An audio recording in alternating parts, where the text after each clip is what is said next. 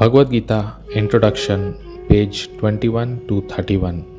ओम अज्ञानतिमिरन्दस्य ज्ञानञ्जनशलाकया चक्षुरुन्मीलितं येन तस्मै श्री गुरुवे नमः। ऊर्ध्वा मूलम अधः शाखम Ashwatthama प्रहुर अव्ययम। Here the material world is described as a tree whose roots are upwards and branches are below। तो ये भौतिक संसार एक पेड़ की तरह है जिसकी जड़ें ऊपर की तरफ हैं और शाखाएं नीचे की तरफ। इसका मतलब है कि सब उल्टा है। ये संसार सुख और दुख का मेला है और सुख भी लो क्वालिटी का है। 500 साल पहले एक बहुत बड़े भक्त थे, अनंत दास। उन्होंने कहा था, एवरीथिंग नोन इन संसार is temporary and gives temporary unnatural happiness and suffering. Temporary खुशी है, अननेचुरल खुशी है और सफरिंग तो है ही, बुढ़ापा, बीमारी, नेचुरल कैलेमिटीज। ये वर्ड मुझे बहुत स्ट्राइक किया, अननेचुरल हैप्पीनेस। इसका मतलब हमारी खुशी कुछ और ही लेवल की होनी चाहिए। क्योंकि हम भगवान के बच्चे हैं तो हमारा आनंद का लेवल भी बहुत हाई होना चाहिए। इसलिए कहा गया है कि हमें वैकुंठ से कम कुछ नहीं समझ में आएगा और जब तक हम भगवान के पास नहीं पहुंच जाते तब तक चैन नहीं मिलेगा, क्योंकि वहां का आनंद बढ़ता रहता है। आनंदाम बुद्धि वर्धनम प्रतिपदम पूर्ण अमृत स्वादनम। वैकुंठ में जाने का क्वालिफिकेशन है सर्वोपाधि विनिर्मुक्तम तत्परत्वेन निर्मलम ऋषिकेन ऋषिकेश सेवनम भक्ति उच्यते।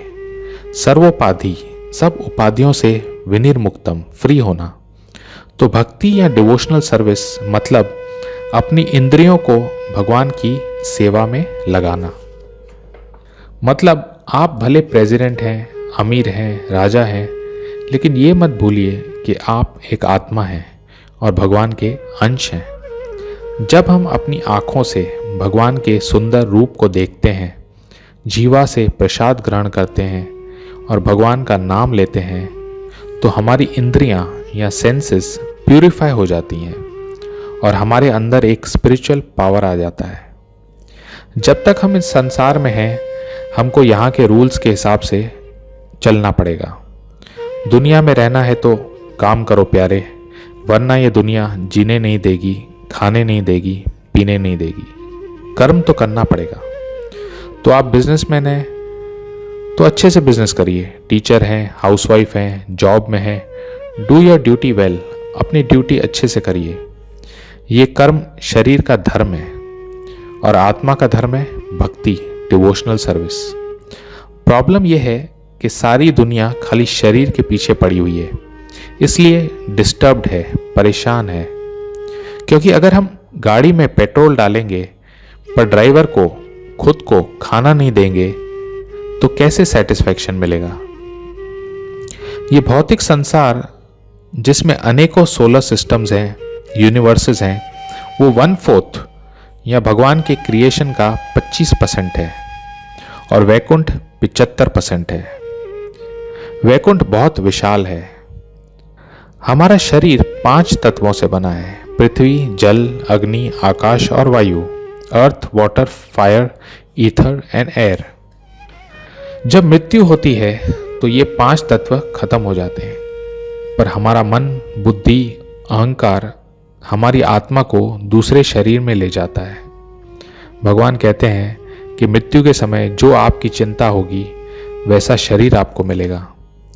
तो अगर हम अच्छा कर्म करेंगे, जैसे बड़े स्कूल बनाना, हॉस्पिटल बनाना, और अंत समय में सेवा के बारे में सोचते सोचते प्राण निकल जाए, तो अगला जन्म हो सकता है कि हम एक बड़े कंट्री के राजा या प्रेसिडेंट बन जाए। और बुरे कर्म करें और मृत्यु के समय कोई पाप का ख्याल आए तो हो सकता है अगले जन्म में जानवर बनना पड़े। राजा बनने पर भी मृत्यु, जन्म, बुढ़ापा, बीमारी का प्रॉब्लम तो सहना ही पड़ेगा। इस संसार में दुख तो भोगना ही पड़ेगा। पर अगर हम अपना कर्म करते हुए भक्ति करें तो भगवान हमको अंत समय अपनी याद दिला देंगे और हम सीधा वैकुंठ गोलोक वृंदावन पहुंच सकते हैं। Direct ticket to Golok. Bhagavad Gita का इतना पावर है कि आप भगवान के पास पहुंच सकते हैं। कृष्ण इतने दयालु हैं कि वे आपके सारे पाप लेना चाहते हैं और आपको प्यूरिफाई करना चाहते हैं, पर आपको उसके लिए आगे तो बढ़ना पड़ेगा। तो ये सारी बातें शास्त्रों में लिखी हैं। हमारे शास्त्र भी अमेजिंग हैं। 4 वेद हैं, ऋग, साम, यजुर, अथर्व। वेदों का मतलब होता है ज्ञान, नॉलेज। इनको श्रुति भी कहा जाता है। पहले एक ही वेद था और वो लिखा भी नहीं गया था, तब शिष्य गुरु से ही सुनकर समझ लेते थे।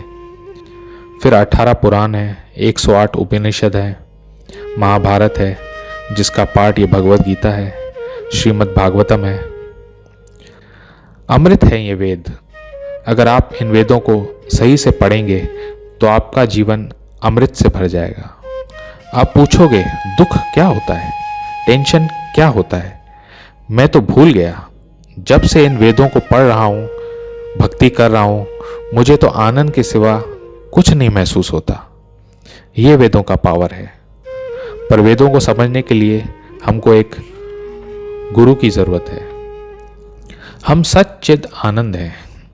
हमारी आत्मा सच्चित आनंद है। सत मतलब इटर्नल, हम मर नहीं सकते।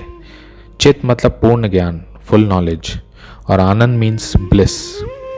तो जब तक हम शरीर के लेवल में हैं, हम सत नहीं असत हैं, चित नहीं अचित हैं, और हम निरानंद में हैं, आनंद में नहीं। तो हमको आत्मा के लेवल में आना है और भगवत गीता हमको आत्मा के लेवल में ले जाती है, ट्रांसेंडेंटल लेवल।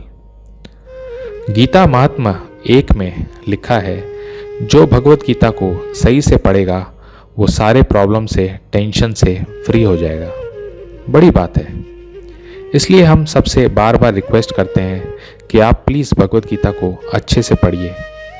बहुत जन कहते हैं हम सिर्फ सुनना चाहते हैं। सुनना भी लाभ देगा, पर पढ़ना, सुनना और समझना और दूसरों को समझाना आपके मानव जीवन को परफेक्ट कर देगा। क्योंकि भगवान कहते हैं, भारत भूमि ते होइले मनुष्य जन्मजार, जन्म सार्थक कोरी करो परोपकार।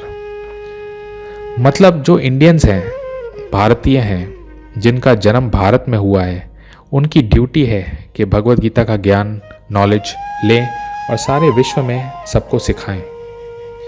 हर भारतीय को भगवत गीता का टीचर बनना चाहिए। ये भगवान चाहते हैं। सारी दुनिया भारत विश्व गुरु से ज्ञान लेना चाहती है। लोग लेना चाहते हैं, आपको देने वाला बनना है।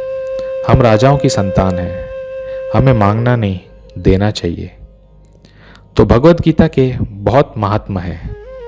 यहाँ पर सिर्फ 7 महात्मा दिए गए हैं। आप इनको पढ़िए और लास्ट पेज में परंपरा के लिस्ट को ध्यान से देखिए। Thank you very much. Hare Krishna.